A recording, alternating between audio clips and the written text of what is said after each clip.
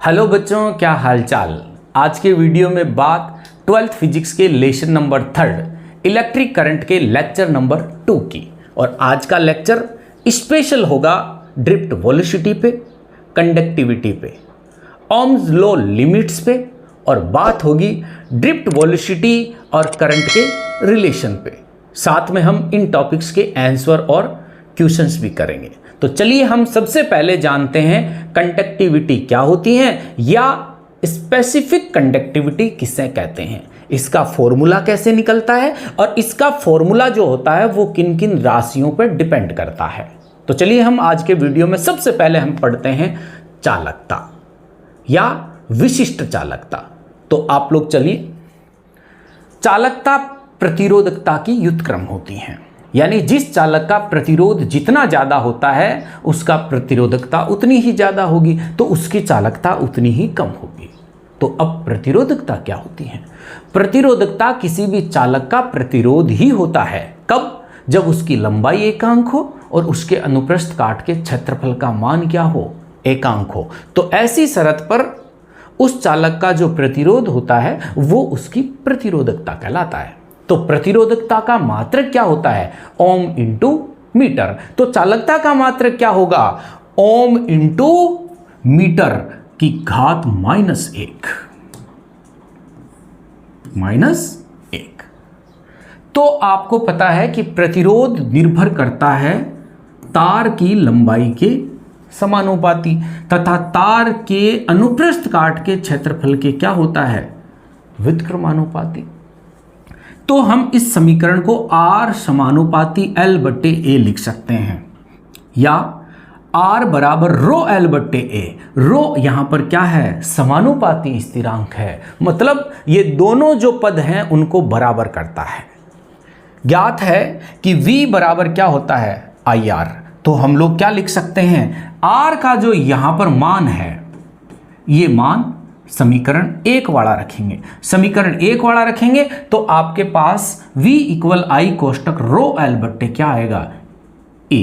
और ये equation number कितनी हो गई? 2। अब आप इस इक्वेशन को आगे ले जाते हैं तो यहां इलेक्ट्रिक फील्ड इंटेंसिटी के आधार पर पोटेंशियल कितना होता है, और वो होता है V = EL। ये आपको चैप्टर नंबर 1 के अंदर पढ़ाया हुआ है। V = EL होता है। तो समीकरण 2 से हम लोग क्या करेंगे? ये समीकरण 2 ये रहे और V = EL ये रहा, इन दोनों को बराबर रख देते हैं। इससे E का मान निकाल लेते हैं हम। E का मान आया I ρ/A।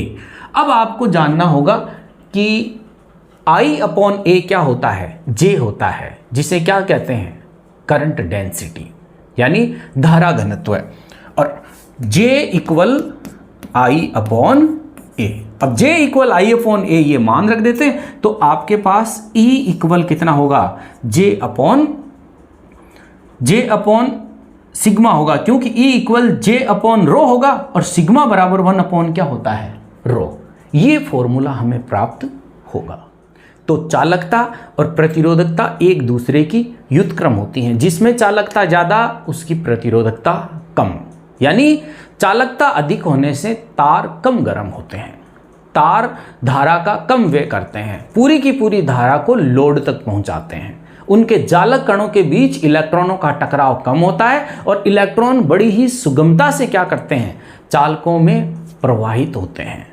और जिनका प्रतिरोध ज़्यादा होता है वो जालक कण इलेक्ट्रॉनों को बहने में बहुत ज़्यादा प्रतिबाधा उत्पन्न करते हैं और उससे तारों में स्पार्किंग हो जाती है। इसीलिए घरों के अंदर या कहीं पर भी अपन विद्युत सप्लाई में चालक तार काम में लेते हैं तो अधिक चालकता वाले चालक तारों का उपयोग करना चाहिए।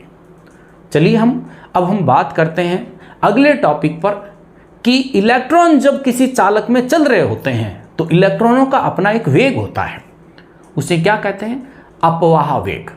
मुक्त इलेक्ट्रॉनों का अपवाह वेग किसे कहते हैं और इसका सूत्र क्या होता है? बात करते हैं हम मुक्त इलेक्ट्रॉनों का अपवाह वेग, ड्रिफ्ट वेलोसिटी।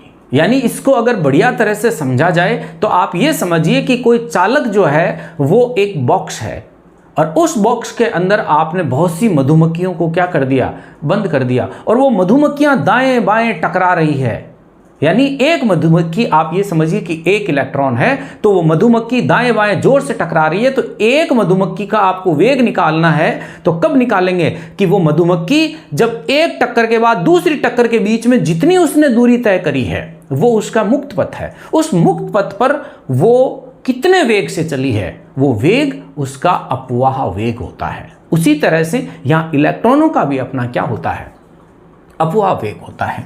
यानी इलेक्ट्रॉन मान लीजिए ए बिंदु से बी बिंदु तक आता है, ये टक्कर के दौरान ये पथ है एल लंबाई का, और इस टक्कर में इसको समय लगा है टॉ, टॉ यानी विश्रांति काल, और इस टॉ के अंदर जितना इसने वेग लिया वो इसका क्या होता है, अपवाह वेग होता है।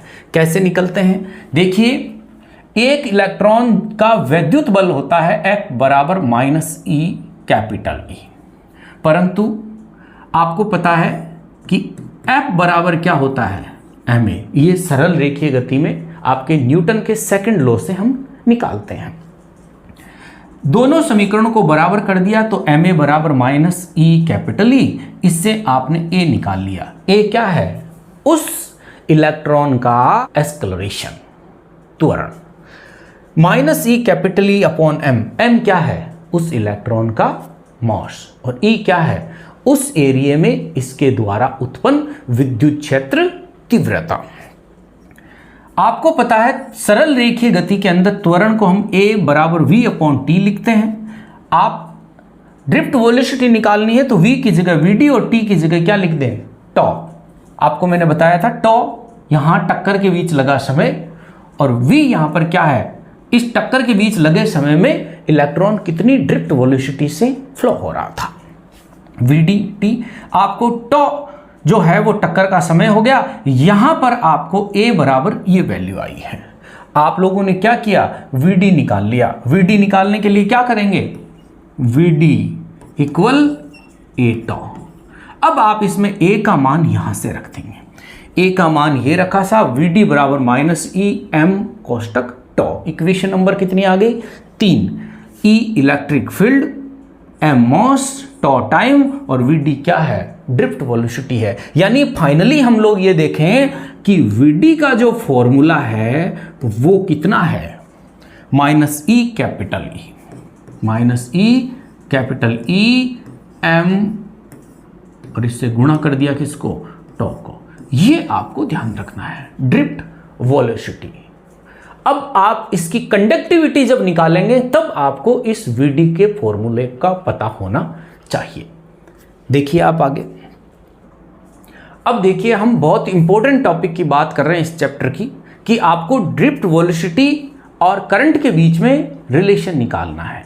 क्या संबंध होता है विद्युत धारा और इलेक्ट्रॉन के अपवाह वेग में। उसके लिए आपको क्या करना पड़ेगा, एक ऐसी इमेज बनानी पड़ेगी, आपको डायग्राम बनाकर फिर इसकी अपनी एक लैंग्वेज होती है, लैंग्वेज पे पकड़ डायग्राम के साथ है तो इक्वेशन से फाइनल फॉर्मूले को कोई निकालने से नहीं रोक सकता।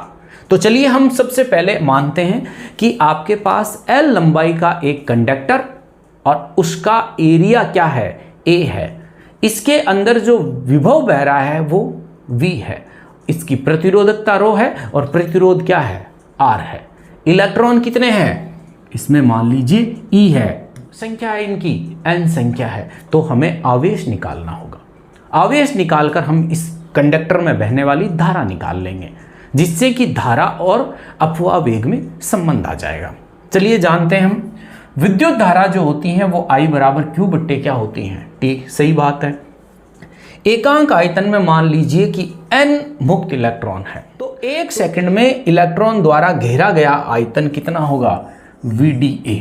कितना होगा, VdA। कहाँ से आया, आयतन क्या होता है, लंबाई इंटू क्षेत्रफल। क्षेत्रफल तो A हो गया, लेकिन लंबाई क्या होगी, VdT। T यहाँ पर क्या मान लिया आपने, 1 मान लिया, तो इस हिसाब से ये क्या हो गया, VdT। मुक्त इलेक्ट्रॉन अगर आपको निकालना है तो कितने N थे, तो इसको N से गुणा कर दिया। T समय में ये मुक्त इलेक्ट्रॉन कितने होंगे, तो इसको T से गुणा कर दिया। इलेक्ट्रॉन का आवेश कितना होता है, E। E को आप इससे गुणा करेंगे तो आवेश का मान, क्यों, क्योंकि आवेश क्या होते हैं, Ne, और n कितने हैं आपके पास t समय में जो है वो आपके पास ये रहे NaVdTe होगा।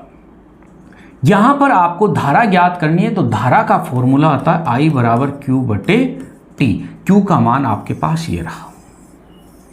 Q के मान को आपने प्रारंभिक इक्वेशन नंबर 1 में रखा तो आपके पास ये इक्वेशन आई साहब। T से T काट दिया, आपके पास धारा आई NaVdE।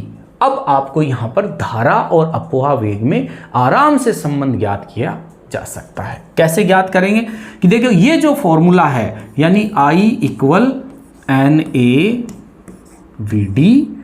में I जो है वो समानुपाती है किसके, Vd के। मतलब जितना अपवाह वेग ज्यादा होगा उस चालक में उतनी ही धारा ज्यादा होगी, यानी मुक्त इलेक्ट्रॉन जितना तेज दौड़ेंगे चालक के अंदर धारा का मान उतना ही ज्यादा होगा। तो ये आपको ध्यान रखना है कि ड्रिफ्ट वेलोसिटी और करंट के बीच में क्या रिलेशन होता है, लेकिन यहां पर हमें धारा और चालकता के बीच में भी रिलेशन दिखाना है। तो चलिए हम उसको जान लेते हैं। अब देखिए धारा का मान हमने निकाला ही है NaVdE। Vd यहां पर अपवाह वेग है और अपवाह वेग का फॉर्मूला हमने प्रारंभ में निकाल लिया। Vd इक्वल -E/M कोष्टक टो का मान हम इस पहले फॉर्मूले में रखेंगे। जब Vd का मान यहां रखोगे तो आपके पास ये मान आएगा, और ये मान आएगा तो आपको पता है J बराबर I/A यानी धारा घनत्व, और धारा घनत्व में I का मान आप ये रख देंगे। I का मान रखेंगे तो A इससे कट जाएगा, बचेगा क्या, J बराबर Ne²/M टो E। अब आप एक चीज देखेंगे कि अभी हमने निकाला था J बराबर सिग्मा E। अब आप देख लीजिए सिग्मा का मान आपको यहां से मिल जाएगा। सिग्मा का मान ये रहा साहब, यानी चालकता जो होती है वो इलेक्ट्रॉनों की संख्या, उनके द्रव्यमान, उनके आवेश और टकराव का बीच का जो समय होता है उस पर निर्भर करती है। टकराव जितना धीमे होगा चालकता उतनी कम होगी, और टकराव जितना तेज होगा इलेक्ट्रॉनों का उसकी चालकता उतनी क्या होगी, ज़्यादा होगी। यानी चालकता जो होती हैं वो इन राशियों पर निर्भर करती हैं। कब, जब आपको ड्रिफ्ट वेलोसिटी पता हो। ड्रिफ्ट वेलोसिटी पता कब होगी, जब आपको कंडक्टिविटी पता हो। तो चलिए हम आगे के वीडियो में आगे हम बात करते हैं ओम नियम की सीमाएं क्या होती हैं, यानी ओम नियम जो होता है वो किन चीज़ों पर लगता नहीं है और किन पे लगता है। ओम नियम V समानुपाती I, वो युक्तियां या पदार्थ जो V समानुपाती I के नियम को सिद्ध करते हैं, यानी उनका V और I का ग्राफ सीधी रेखा प्राप्त होता है, वो ओमी पदार्थ होते हैं। लेकिन जिनका ग्राफ सीधी रेखा प्राप्त नहीं होता, या तो ग्राफ ऊपर चढ़ जाता है या पहले बढ़कर फिर नीचे आ जाता है, ये अनोमी पदार्थ होते हैं। जैसे डायोड, ट्रांजिस्टर, जेनर डायोड। इन उपकरणों की खासियत होती है कि ये या तो धारा को बहुत जल्दी रोक लेते हैं या धारा को एकाएक क्या कर देते हैं, प्रवाहित कर देते हैं। यानी विभव और धारा का इनके ग्राफ जो होता है वो एक सरल रेखा प्राप्त नहीं होता। तो ये कुछ लिमिट्स हैं ओम नियम की, यानी ओम नियम हर जगह काम में नहीं करता। आप अग्रवायस और पश्चवायस डायोड जो है उसके संयोजन से इस नियम को और आसानी से समझ सकते हैं। तो ये बातें आपके आगे चैप्टर्स में होगी, तब आप इनको खुलकर पढ़ेंगे, पर अभी आपको इतना ही बताना था। फिर हम बात करते हैं कुछ पदार्थों की प्रतिरोधकता, यानी आपके बुक में जो टेबल है उसमें 4-5 पदार्थों की प्रतिरोधकता, चालक, कुचालक या अर्धचालक, वो आपको याद रखनी चाहिए कि जिससे कि आपके न्यूमेरिकल्स में क्या होती हैं, सुविधा होती है। पूरे मान याद नहीं रहते, पर 2-3 मान याद रखने चाहिए, क्योंकि प्रतिरोधकता जो होती है उस प्रतिरोधकता का धातुओं के लिए मान 10⁻⁸ से 10⁻⁶ के बीच होता है, जबकि प्लास्टिक होता है, रबर होता है, उसकी प्रतिरोधकता तो इन चालकों से बहुत ज़्यादा होती है। कितनी, 10⁸ गुना ज़्यादा होती है। इस फॉर्मूले के अंदर भी हम अगले वीडियो के अंदर बात करेंगे। और अब हम कुछ बात कर लेते हैं कुछ आंसर और क्वेश्चन की।